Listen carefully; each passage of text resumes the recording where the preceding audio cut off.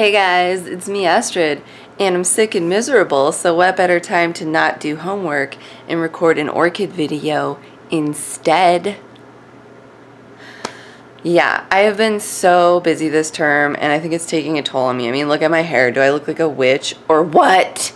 Or what? But I was asked to do a few videos, so I think I might as well take today, when I'm not going to efficiently get too much work done, to do some videos instead. Yeah, I wanted to show you my MOTES orchids. I have 2 Vanda orchids from MOTES, and you guys were asking for an update on those, so I thought I'd give you a little update. So let's go. Let's go update. Okay.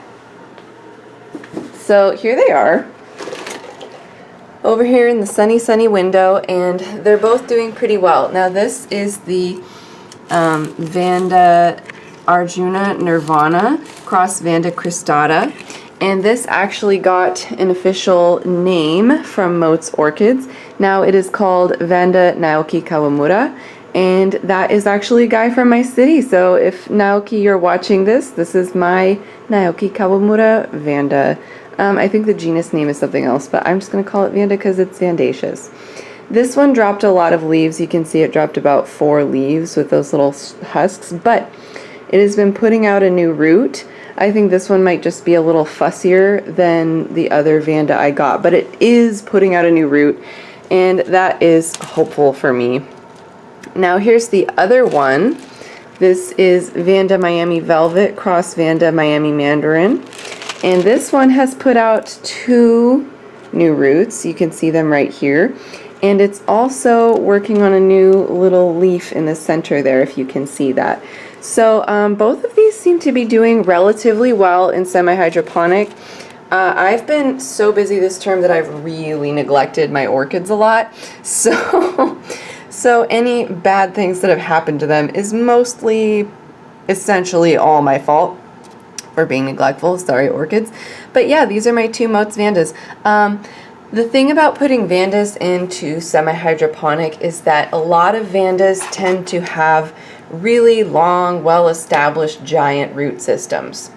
Okay? And when you have a really big, long, established root system, and you put that root system into a media that is totally different from what it was in prior, those roots might have developed to survive well in only one situation.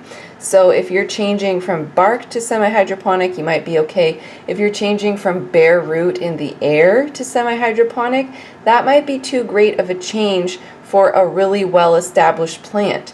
Now the thing about these seedlings is that, well, they're seedlings. They're not well-established plants by definition.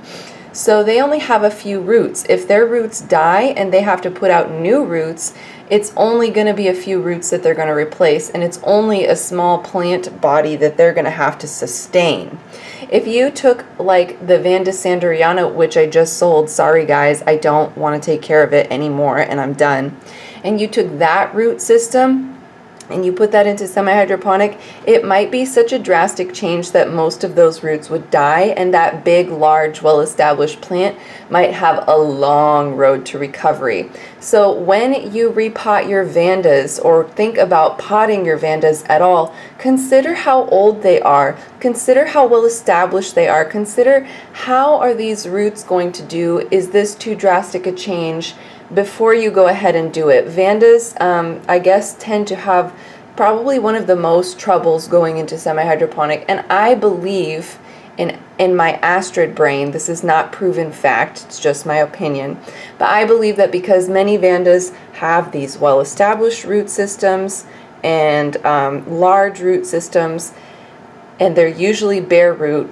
putting them into semi-hydroponic is harder on Vandas than it's going to be on other orchids, because many of them are bare root. Does that make sense? I hope that makes sense. Anyway, these are my MOTES Vandas. These were like 12 bucks a piece, and shipping was pretty affordable, and I couldn't be happier. MOTES is great. Go MOTES! Thanks for watching. Bye guys.